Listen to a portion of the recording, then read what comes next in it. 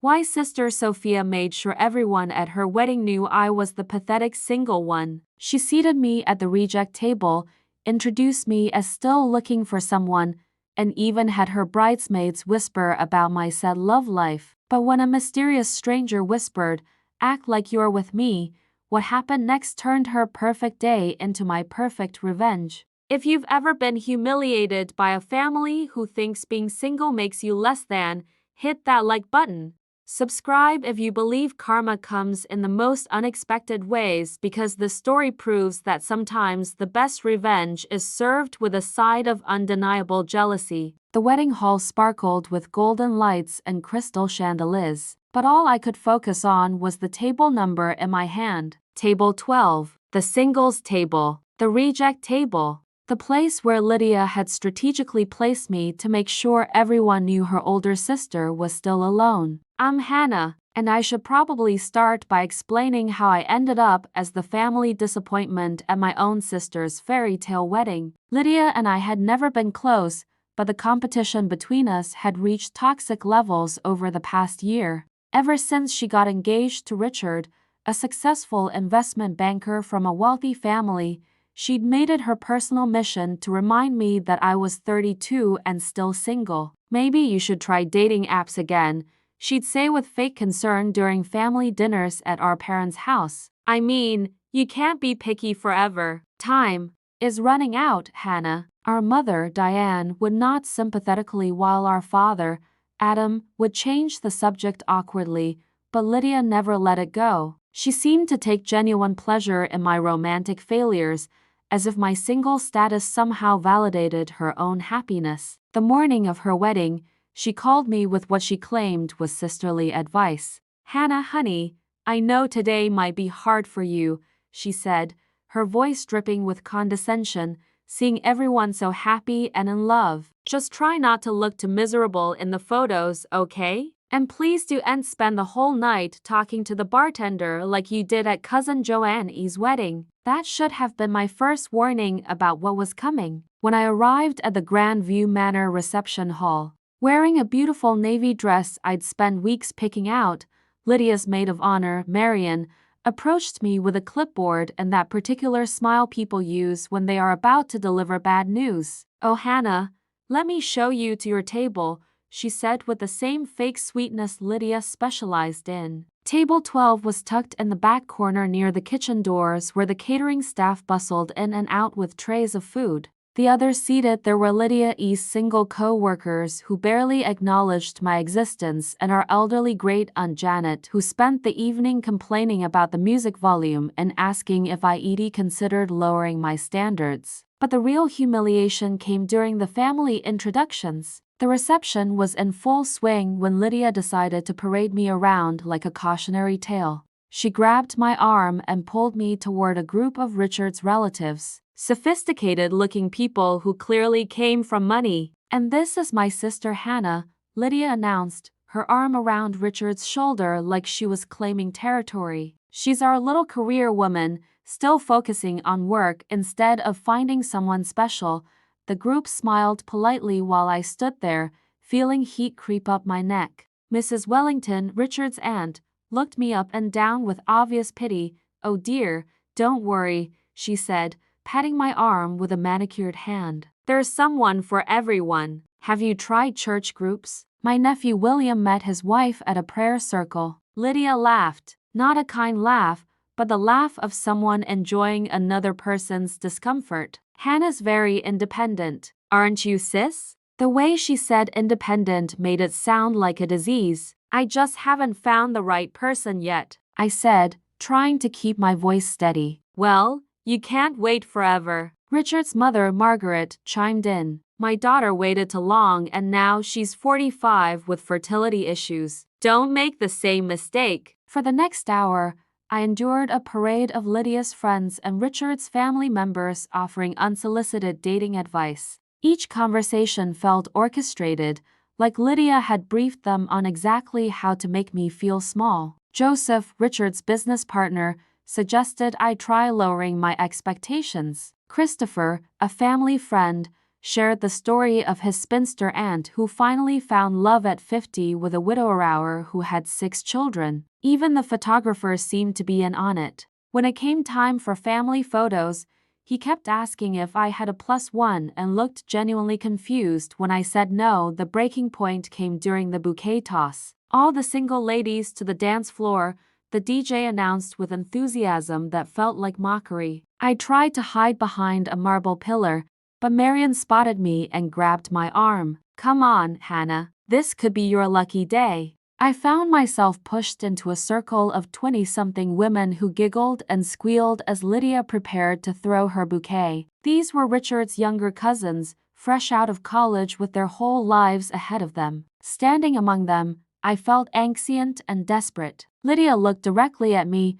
smirked, and deliberately threw the bouquet in the opposite direction. A 24-year-old named Chloe caught it while the crowd cheered. Lydia hugged her and announced loud enough for everyone to hear, "Looks like Hannah will have to wait a little longer." The laughter that followed felt like glass scraping against my skin. I saw people looking at me with that mixture of pity and relief that comes from witnessing someone else's humiliation. I retreated to my table, fighting back tears of rage and embarrassment. This was supposed to be a celebration of love, but Lydia had turned it into a public execution of my self-esteem. That's when I seriously considered leaving, just disappearing before anyone noticed I'd gone. Before I gave Lydia the satisfaction of seeing me cry, I was gathering my purse when a deep voice spoke quietly behind me. "Act like you're with me." I turned around, startled, to see a man in an impeccably tailored charcoal suit. He was tall, probably 6'2",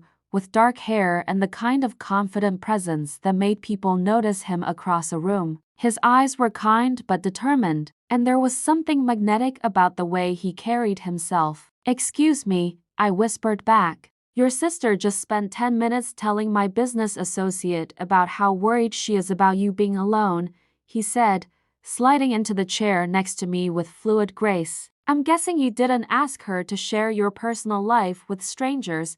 He was right. I could see Lydia across the room, gesturing in my direction while talking to a group of Richard's colleagues, probably explaining how sad it was that I couldn't find anyone to love me. "You don't mind, do you?" he asked, though his tone suggested he was already committed to whatever plan he had in mind. I shook my head, too surprised to speak. For the first time all evening, I didn't feel invisible. "I'm William," he said, extending his hand with a warm smile. "Richard's cousin from Boston, and you're Hannah, the sister who apparently needs saving from eternal spinsterhood." Despite everything, I laughed. "That's me, the family charity case." "Well, not anymore," he said with a smile that was both reassuring and slightly mischievous. William draped his arm casually along the back of my chair and leaned in to speak to me like we'd known each other for years. Almost immediately, I noticed heads turning in our direction. Lydia, mid-conversation with the wedding planner, did a double take when she saw us. Her smile faltered for just a moment before she excused herself and started walking toward our table, her train trailing behind her like a weapon. "Hannah," she called out, her voice an octave higher than usual. "I didn't know you knew William." "Old friends," William said smoothly, his hand touching mine on the table. "We lost touch for a while, but you know how these things go." Lydia's eyes narrowed slightly, her perfect wedding composure cracking just enough to show her confusion. "Really? Hannah never mentioned you." "I try to keep my private life private," I said, finally finding my voice and some of my confidence. "You know how I am about work-life balance." The irony wasn't lost on me. Lydia had spent the entire evening broadcasting my lack of a love life, and now she was fishing for details about a relationship that didn't exist. "How wonderful," Lydia said, though her tone suggested it was anything but. "How long have you two been reconnecting?" "Long enough," William said with a smile that gave away nothing and everything. As Lydia walked away, clearly frustrated by the lack of information, William turned to me with a conspiratorial whisper. "She looks like she just bit into a lemon," he said. I couldn't help but smile. She's not used to not knowing everything about my life or having me upstage her in any way. Good, he said. Let's keep her guessing. For the next hour, William played the part perfectly. He brought me drinks from the bar, laughed at my jokes, and touched my hand just enough to make our connection believable. But more than that, he actually listened when I talked. He asked about my work in marketing, my love of hiking, and my recent trip to Ireland. You're not what I expected, he said during a quiet moment between songs. What did you expect? Based on your sister's description, someone desperate and pathetic, he said bluntly. Instead, I'm sitting with someone intelligent, funny, and honestly. I can't figure out why you're single. Because I have standards, I said without thinking. He laughed, a genuine warm sound that made something inside my chest loosen. Good for you. By this point, Lydia was openly staring at our table. I could see her whispering to Marian, who kept glancing over at us with obvious curiosity. Richard's family members, who had pied me earlier, were now looking at William with interest and approval, clearly recognizing his social status and wondering how I'd managed to land someone so obviously successful. The revenge was already sweeter than I'd imagined. But William wasn't done. When the band started playing slow songs, he stood up and extended his hand with a confident smile. Dance with me, he said. It wasn't a question. On the dance floor, with his hand on my waist and mine on his shoulder, I felt the eyes of every guest who had offered me unsolicited dating advice. But instead of feeling exposed, I felt protected. William moved with the kind of natural rhythm that suggested he'd grown up taking dancing lessons, and being in his arms felt surprisingly natural. Your sister is watching, William murmured as we swayed to the music. I know, I said. She looks like she's going to explode. Mission accomplished. I looked up at him, the stranger who had given me back my dignity with a simple gesture. Almost. That's when Lydia made her move. Mind if I cut in? She said, appearing beside us with Richard in tow. Her wedding smile was stretched tight across her face, and I could see the calculation behind her eyes. Actually, yes, William said politely but firmly. We're having a moment. Lydia's face went through several expressions before settling on forced brightness. Of course, I just wanted to say how happy I am that Hannah finally found someone. We were all so worried about her. Were you? William asked, his tone neutral, but his eyes sharp. Because from what I've observed tonight, it seems like you've been more interested in broadcasting her single status than supporting her. The directness of his statement left Lydia speechless for a moment. Richard shifted uncomfortably beside her, clearly sensing the tension, but not understanding its source. We just want what's best for Hannah, Lydia stammered, her composure cracking. Then maybe treat her with the respect she deserves instead of using her love life as entertainment for your wedding guests. William said calmly. I had never seen Lydia look so rattled. Her perfect wedding confidence was completely shattered, and for the first time all evening, she was the one who looked small. I don't know what Hannah told you, but she didn't have to tell me anything. William interrupted. I have eyes. I can see how you've been treating her all evening. Richard finally stepped in, clearly uncomfortable with the public nature of the confrontation. Maybe we should let them get back to dancing. As they walked away, Lydia's composure was completely destroyed. I could see her frantically whispering to Marian, probably trying to figure out who William was and how I'd managed to land someone so obviously out of my league. That felt really good, I admitted as we continued dancing. We're not done yet, William said with a smile that made my heart skip. For the rest of the evening, William made sure I was never alone. When dinner was served, he requested that we be moved to a better table, something about his dietary restrictions requiring him to be closer to the kitchen. The staff, clearly knowing who Richard's family was, accommodated us immediately. Our new table was front and center, where everyone could see us laughing and talking like a real couple. Lydia's friends, who had ignored me earlier, suddenly wanted to chat and meet William. Richard's relatives, who had pied me, now treated me with newfound respect and curiosity about mysterious boyfriend. Mrs. Wellington, who had suggested church groups earlier, now wanted to know all about William's family background. When she learned he was a successful tech entrepreneur with an MBA from Harvard, her attitude toward me changed completely. "Hannah, you dark horse," she said with genuine admiration. "You never mentioned you were seeing someone so accomplished." But the final act of revenge came during the garter toss. When Richard prepared to throw the garter to all the single men, William stepped forward with the confidence of someone who belonged exactly where he was. "Wait," Lydia called out desperately. "William, you're not single." William looked at me, then back at Lydia with a mysterious smile. "Actually, I am. Hannah and I are taking things slow, getting reacquainted." The garter landed directly in his hands. Whether by luck or Richard's aim, I'll never know. But the symbolism wasn't lost on anyone, especially Lydia. According to tradition, William was supposed to place the garter on the leg of whoever caught the bouquet, but that young cousin Chloe had left early. "Looks like we need a volunteer," the DJ announced. William looked at me with a question in his eyes. I nodded. The crowd cheered as I sat in the chair, and William knelt before me, sliding the garter onto my leg with a gentleness that felt surprisingly intimate for an act of pretense. The moment felt charged with possibility,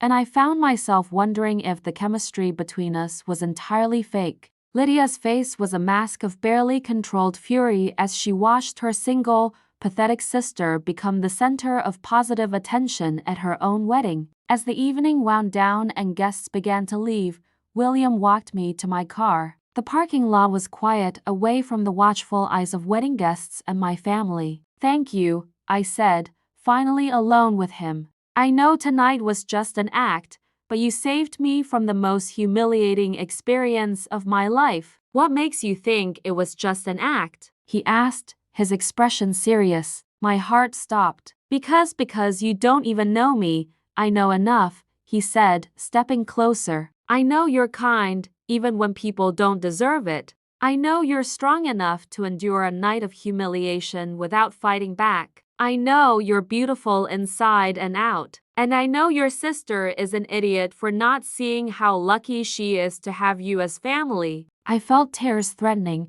but this time they weren't from humiliation. "William, I know this started as a rescue mission," he said, "but somewhere between the first dance and now, it stopped being pretend for me." He handed me a business card with his personal number written on the back in elegant handwriting. "If you want to see me again, not for revenge, not to prove a point, just because you want to, call me." I took the card with shaking hands. "What if I want to call you tonight?" He smiled, that same confident smile that had first caught my attention. "Then I'll answer." 3 months later, William and I were officially dating. 6 months after that, we moved in together. And exactly 1 year after Lydia's wedding, he proposed to me in the same hotel where we'd first met. Lydia's reaction to our engagement announcement was everything I could have hoped for. The sister who had spent years making me feel inadequate for being single was now forced to watch me plan a wedding with a man who clearly adored me and who came from an even wealthier family than Richard. But the real revenge wasn't in proving Lydia wrong about my worthiness of love. It was in realizing that I didn't need her validation anymore. William's respect and genuine affection had shown me what I deserved, and I was never going to settle for less again. Our wedding was smaller than Lydia's, but infinitely more joyful. Instead of using the occasion to humiliate anyone, we celebrated with people who genuinely wanted us to be happy. Lydia gave a speech as my maid of honor, something she'd insisted on despite our complicated history. She talked about how happy she was to see me find love, how William was clearly perfect for me, how she'd always known I'd find someone special. The revisionist history was breathtaking, but I didn't care anymore. I had something more valuable than her approval. I had someone who saw my worth from the very beginning. Looking back, Lydia's wedding was the worst night of my life. Her cruelty showed me how I'd been allowing people to treat me, but it also led me to William. Without her humiliation, I never would have been vulnerable enough to accept help from a stranger. Sometimes the people who hurt us the most end up giving us exactly what we need to change our lives. Lydia wanted to make me feel small and pathetic. Instead, she created the circumstances for me to meet my future husband. The irony is perfect. In trying to prove I was unlovable, she delivered me directly to the love of my life. If this story reminded you that the best revenge is living well, hit that like button and subscribe for more incredible stories of karma and unexpected love. Have you ever had someone's cruelty backfire spectacularly? Share your story in the comments. Sometimes the universe has sense of humor about justice, and sometimes that humor leads to happiness ever after. Because sometimes silence isn't weakness, it's justice wrapped in grace. Silent Revenge.